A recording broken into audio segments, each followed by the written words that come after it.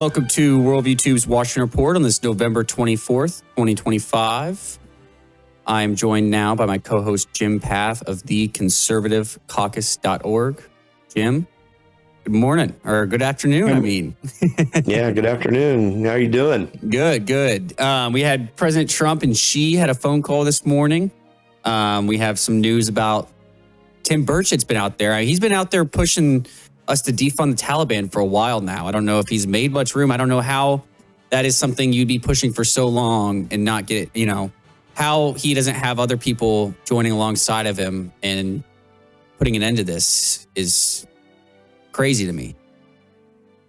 Yeah, I'm really, American people are really befuddled by Washington. Actually, Donald Trump needs to get on the top of this stuff, and apparently he may be, because this is the kind of stuff the American people want. They want us to defund the stupid crap. This is why the Doge thing was so successful with the USAID stuff initially, because it's a government reform thing that is so obvious that it needs to be cleaned up. And so I think he needs to, and apparently he posted some discussion on this by Tim Burchett that he did with Benny Johnson.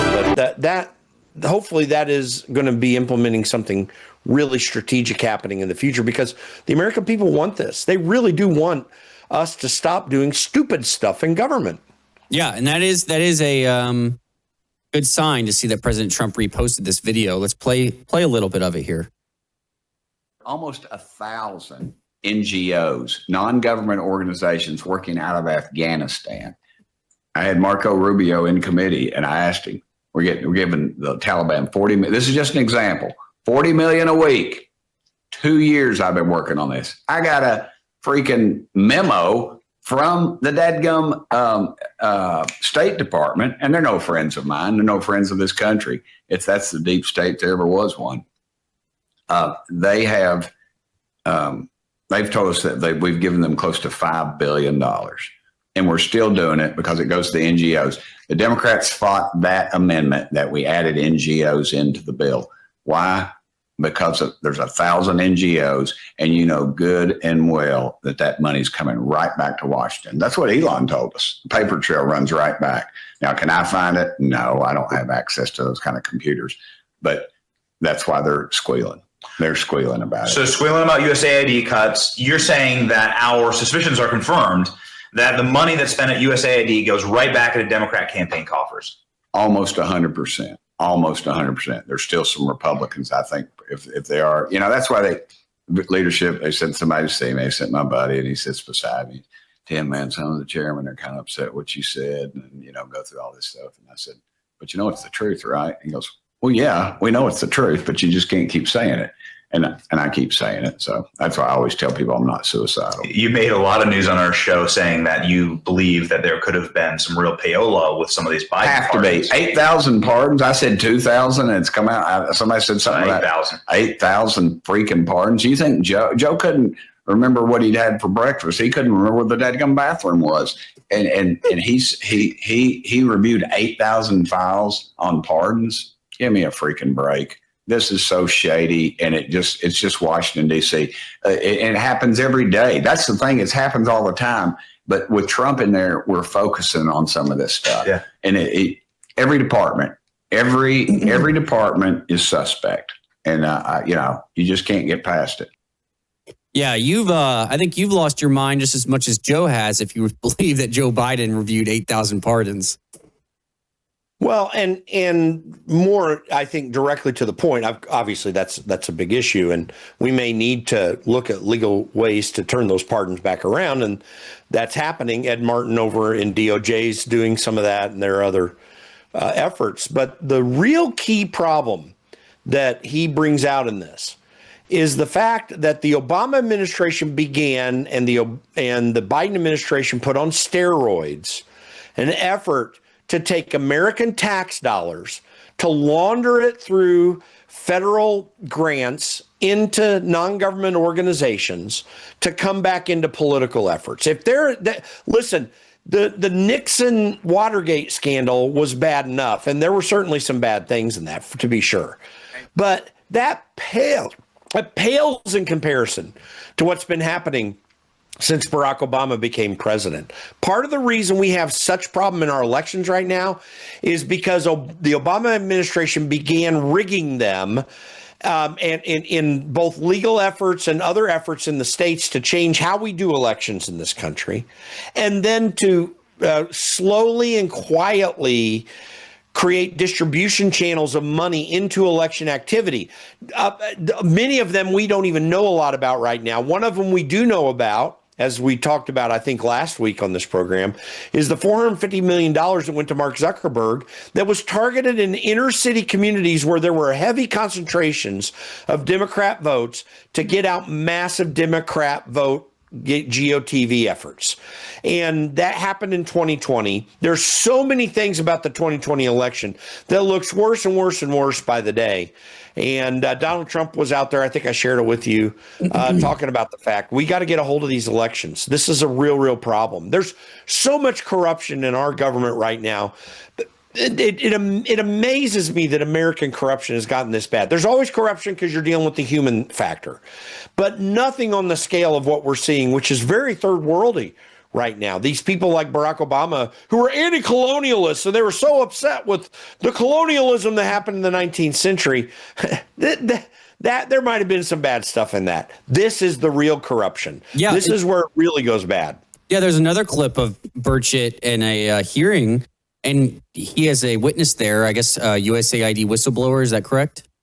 Yeah. And we don't have to play the whole clip. It's just 5 minutes, but he lays out just a few. I mean, it seems like Samantha Power, the administrator of USAID, was on the side of terrorist organizations, giving $2 million to Gaza, 90% of which went to Hamas, $3 million to a rapper in Gaza, and funded the Taliban $40 million per week, not $40 million per month, which I thought he said at first, $40 million per week going to the Taliban.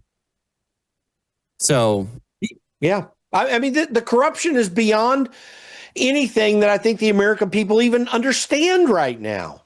Like there should be people going to jail. I have to say, I'm all in for Donald Trump and his administration, but I have to say the aggressiveness needs to kick in right now. Listen, I can understand you've got to take some time and put your case together if you're going to indict people. The indictments need to roll out beginning right now. There's some reporting from John Solomon that maybe some of this is going to be happening, particularly related to the RICO case that the State Department is starting to put together in a grand jury down in Florida.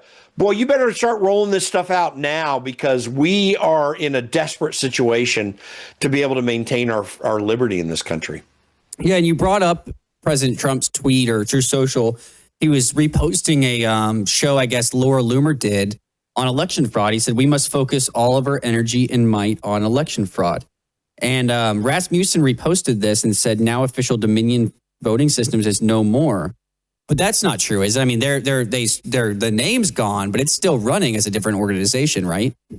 It is, and we're still trying to figure out what all that means. But it was sold to some investors recently. Supposedly, you got Democrats out there saying, "Oh, this is pro-Trump, and now he's going to steal elections." Like, you guys, you can't even be serious. But by the way, it's Laura Logan, not Laura Loomer. And this kind of stuff has got to be exposed all the way through. And by the way, they better do it now.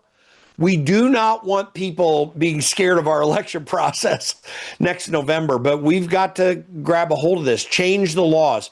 The SAVE Act, which is over in Congress right now, I think it's Chip Roy's bill, that needs to be passed. In fact, I would actually just have the Senate say, screw you, Democrats. We're forcing this through reconciliation where we can get a 50% vote. We got to clean up our elections. There is real danger moving forward. Yep. Well, in other news, supposedly, according to Paul Sperry, he's saying developing White House says paperwork is being drawn to designate the radical jihadist network Muslim Brotherhood and its U.S. front groups, the Council on American Islamic Relations, CARE, a foreign terrorist group, freezing their assets and making it a crime to support them. So if this does happen and certain members of Congress still keep working with these organizations, then there will be grounds to go after them for that, right? No, absolutely. CARE should have been on the terrorist watch list as an international terrorist group and a domestic terror group for a long time now. There's a lot of money coming from not just the Muslim Brotherhood, but other terrorist entities that go into CARE, which is an internationalist organization. It's not an American organization. It just happens to have a strong presence here. It's a pro-Muslim organization that has been really, I mean, doing illegal jihad, frankly, on American institutions. It is a dangerous organization. We should never have been countenancing it during this entire time. It was a problem organization leading up to 9/11 even. And there was talk about their terrorist ties back then related to that first World Trade Center bombing back in the 90s. That was unsuccessful in bringing the Twin Towers down, but was an attempt to do so. We've known about this for more than 25 years. This is a huge issue, and there needs to be aggressive action taken against them now. They need to be shut down, frankly. Yep. And on the front of Venezuela, we've been talking a lot about Venezuela. Here we have U.S. officials say the military buildup in the hemisphere aims to push Russia, China, and Iran out, with 30% of deployed warships, including the Gerald R. Ford, armed with 200 plus Tomahawks, while General Raisin Kane leads Operation Southern Spear in Puerto Rico. So this is more than just drug trafficking and stopping the Venezuelans from bringing drugs across the border. This is a lot bigger than this, which a lot of people have been insinuating is that Iran, China, Russia have buildup in Venezuela and some of these Caribbean islands. Well, not just there. Actually, I don't know if people are aware of this, but over the weekend, former Brazilian President Jair Bolsonaro was actually taken from home detention. Mm-hmm. They're trying to convict him on a 27-year sentence for a coup attempt that he was in the United States. There's no way he attempted a coup in the country. And they just threw him in prison because his son, Flavio Bolsonaro, who's a sitting senator in their Congress of Deputies, had called for a prayer vigil near where his father's house is. And they threw him in jail because they said they were going to try to take him out of the house and all this kind of crap.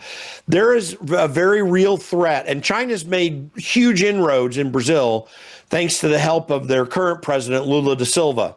And they are trying to build themselves a stronghold in Brazil.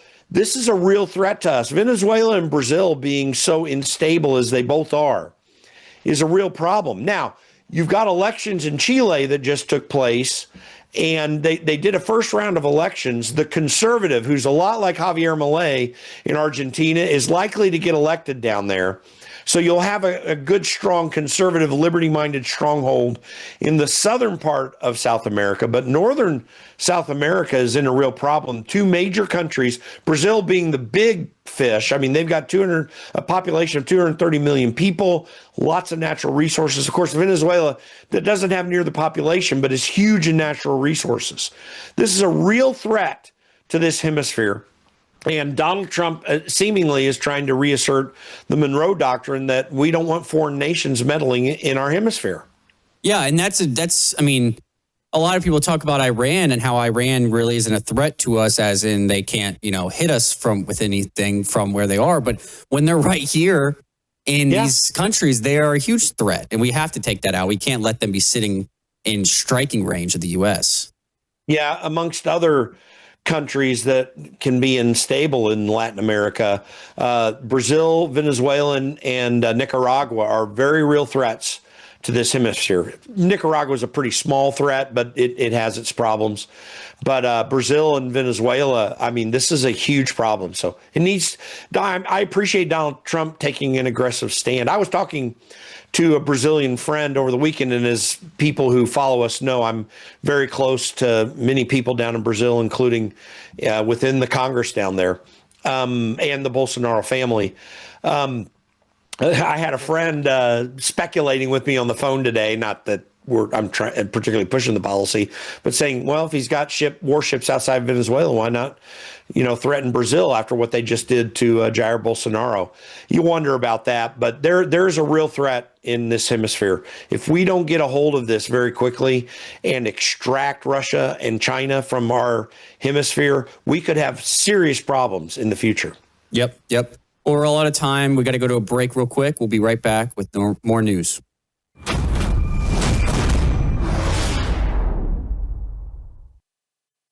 Consumers often ask, what should I expect when I take the Bella Grace elixir? And the answer is varied. It really depends on what your health and wellness needs are. I would consider this as your foundational core product for a whole range of health and wellness issues. Let me give you a few examples. If you're a little bit older and you have some joint health issues, some problems with mobility and discomfort, the elixir is going to be your best friend. If you have some skin health issues, wrinkles, hydration, aging, all of those elements are going to be benefited from the elixir, including age spots. Now, if you're in a younger demographic, maybe visual health is where you need some assistance. Eye fatigue, dry eyes, all of those are going to be benefited by the elixir. It's a core product because it benefits so many.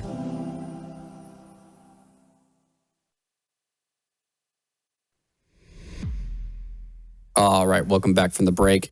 Jim, before the break, you were talking about Brazil and Lulu and Bolsonaro.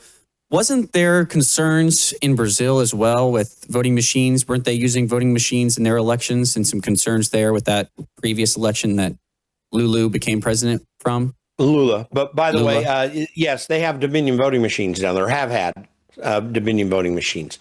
The way that this is a real quick broad brushstroke, but the way elections have worked in Brazil, when they went to computerized machines, they had no paper ballot trace at all.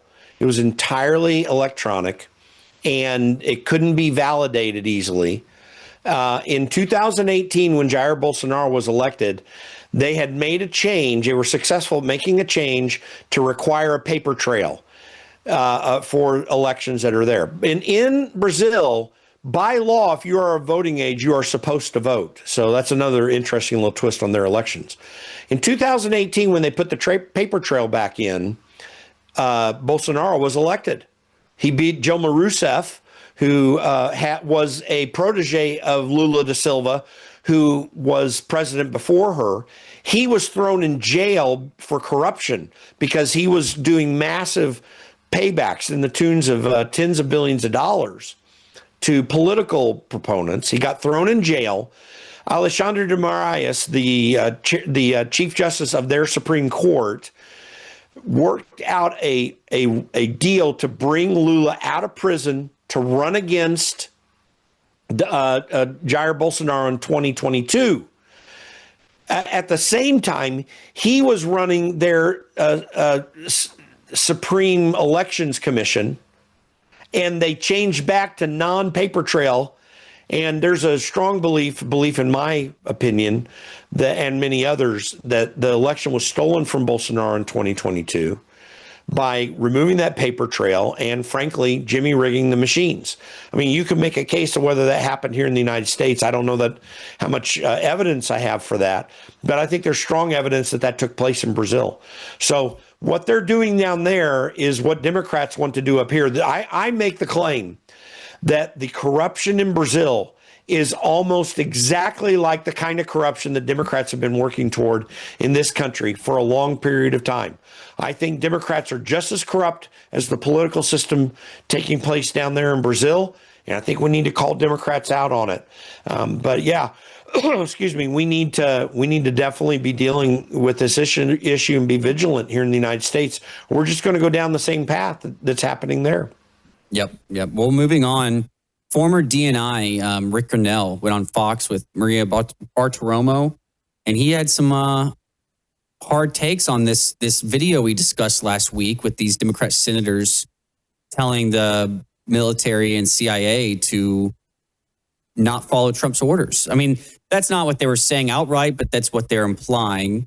And let's listen to what he said. Rick, I want to get your take about what has taken place since you were DNI. You're the former DNI. Also, you are presidential envoy for special missions of the United Nations. This last 10 years and this investigation ongoing on whether or not it is a conspiracy, beginning with Russia collusion, where one political campaign, Hillary Clinton, came up with a lie about her political enemy, and it goes viral across the world, to the Hunter Biden laptop, to impeachments, and then 90-plus indictments against President Trump, the Mar-a-Lago raid. What do you want to say about what we have just experienced for 10 years of attacks against this president? Well, it's clear to me that the bureaucracy led by the Democrats and the press are going to attack President Trump every time he tries to reform Washington. They don't want to reform. They like the system the way it is. And so when you look at the very beginning, when President Trump arrived in 2017, really beginning in 2016 with the election, the intelligence community and others had so many bad apples that they went after President Trump and created the Russian collusion hoax and all of these other things. This video that these Democrat elected officials are doing now is a call to arms to try to get the last remaining few people within the intelligence community, within the bureaucracy, to stand up and fight. I think it is an outrageous video. We should call it out constantly. What they're trying to do is mount an insurrection from within. And President Trump is right to be extremely angry. And I hope that John Ratcliffe and Tulsi Gabbard understand that they've got to dig deep now to figure out how do we stop any of these leaks that are clearly going to be coming. Wow. So he's saying that they're calling on some of these people inside the CIA, FBI, different military even, to stand strong against Trump. I mean, that was specifically the message that they were giving under the guise of saying, hey, just don't follow illegal orders. As I said last week, they, by and large, do not have an in with Donald Trump's cabinet members and other key actors in the Trump administration, because Donald Trump has, by and large, put some excellent people in who are supportive of him in running the various agencies. They do not have the in that they had in his first term, where he had appointed a lot of deep staters thinking he was going to be nice and bring people on his side, and it didn't work, and he obviously figured that out. This is the one, and Rick Grenell is right on target, saying exactly what I was saying last week. This is their last in to try to undermine Donald Trump's administration, because they're not getting an easy path through his cabinet members, and that's a good thing. But this stuff needs to be extracted from our government system. The deep state is real. It is a real thing. It always was a real thing. Donald Trump is the last best hope, it seems to me, we have of extracting the deep state out of our government systems. And Rick Grenell is absolutely right. Tulsi Gabbard in particular can do a lot of good work to deal with this. And she's under a lot of pressure. I think she's a patriot. I think she wants to do this. But I guarantee you there is more pressure on her and Radcliffe and others in the intelligence communities and in the military communities to not deal with these things and to comply. There are people within our government who are going to undermine Donald Trump's appointees in these various areas as best they can, destroy them if they can. We need to recognize this is a real battle. And I think it is appropriate for Donald Trump to consider taking action on every one of these members of Congress who put out this video as attempting to foment a sedition and an insurrection against this country. Every one of these people, elected officials though they may be, they do not have a right to undermine our government systems and to call upon people in the executive branch to undermine the President of the United States, who we elected. It is an outrage. Glenn Beck shared rightly the actual code that exists in the federal statutes, where there are likely criminal actions that can be taken against every one of these senators that do this, and anyone that they can find out that's not doing it publicly but attempting to do it, as Adam Schiff and others have been doing for years now, behind the scenes, coordinating and working with people in the executive branch to undermine Donald Trump. It is an insurrection. It is a coup. January 6th is a walk in the park, and it always was a walk in the park, but it's a walk in the park compared to this. This is the serious insurrection that needs to be taken on, and immediately. Well, yeah, it happened nonstop in Trump's first administration, and it has to be dealt with in his second to be able to get things done.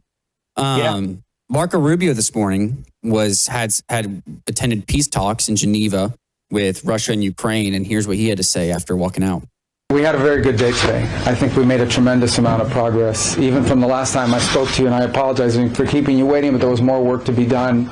You know, we began almost 3 weeks ago with a foundational document that we socialized and ran by both sides, and with input from both sides. And one of the things that happens when you've been involved in this now for 10 months is you get a pretty good sense of what the priorities and the red lines and the important issues are for both sides.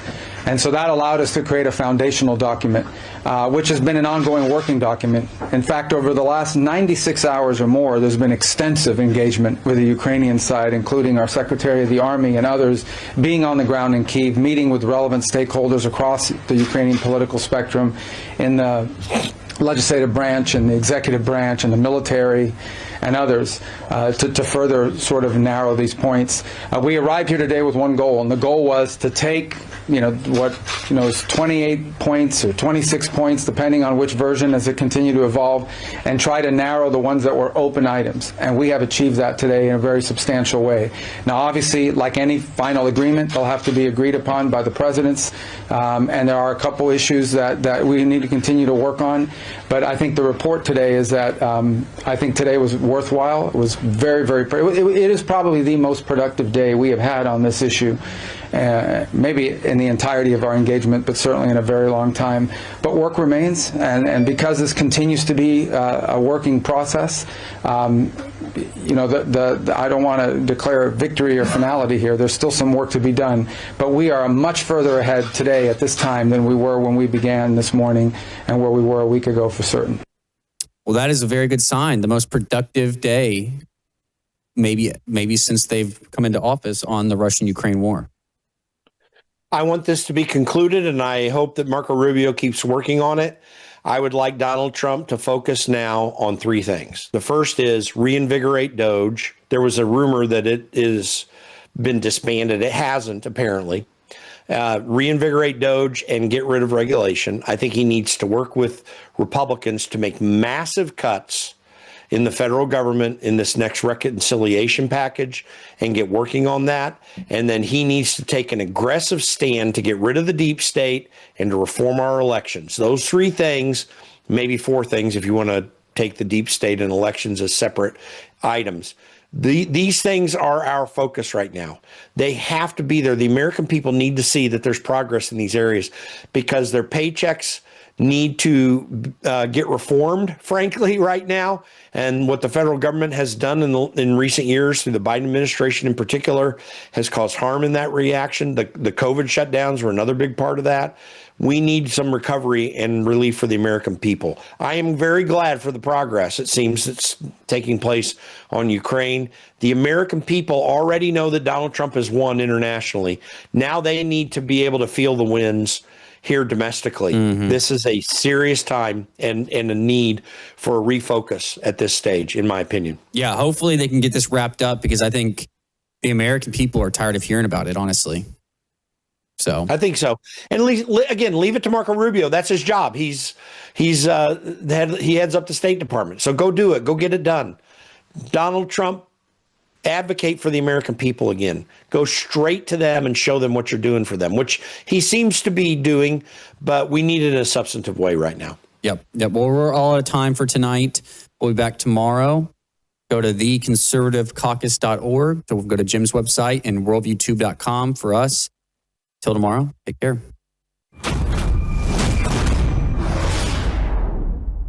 I'll tell you one little quick story. We had a Worldview weekend client who lived in California, lost their house. Very wealthy guy. He didn't use Bitcoin. He came over here, drove to Arizona, with $286,000 worth of his gold because he had no money and no house available. His bank was shut down because he couldn't have access to his bank account. Was this during the fire? Was this during the fires? During the fire. Didn't have his driver's license. He lost it. The state wouldn't give him a new license because he had no active mailing address. Real mess. So he came to Arizona to buy a house. He's moving everything over. He said, the only thing I got in my possession that I can get liquid with right now is my gold. I gave him a check for $286,000, and guess what? I didn't need his social, his driver's license. Sort of smiled, and I said, you know, I know you and Brandon talked about how this worked, but boy, this is great. I feel good. I got my money. Nobody bothered me, and I'm protected, and it's private. So you people out there who are sitting on your hands when Wes and I are sending you these requests and Brandon and you are talking to you, you better get active because you're going to pay me $4,000 an ounce the end of the year. Trust me. You better get your.